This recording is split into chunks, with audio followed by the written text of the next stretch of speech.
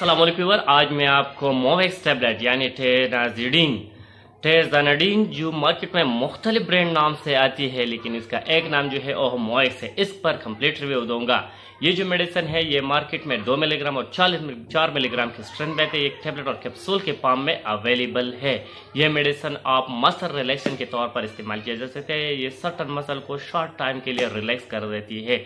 आज मैं आपको इस पर कंप्लीट रिव्यू दूंगा। अगर आप हमारे चैनल पर नहीं है तो सबसे पहले इस चैनल को सब्सक्राइब करें। चलो स्टार्ट करेंगे टेजानाडीन टैबलेट की यूजेस।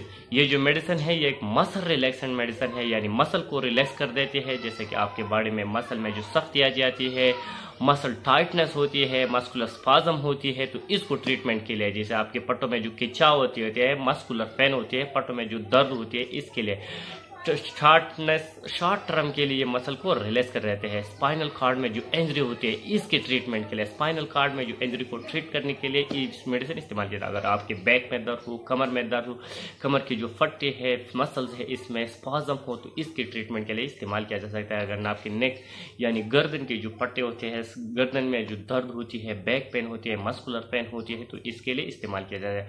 ये हर किस्म मसल में जो दर्द होती है, खिंचाव होती है, स्पाज्म होती है, तो ये इस्तेमाल किया जाए। अगर आपके सर्विकल यानी आपकी जो मोहरे होती है, मोहरे में जो मसला होती है या जख्म होती है, इसको ट्रीटमेंट के लिए, या कोई इंजरी वगैरह हुए थे, इसकी ट्रीटमेंट के लिए आप ये इस्तेमाल कर सकते हैं।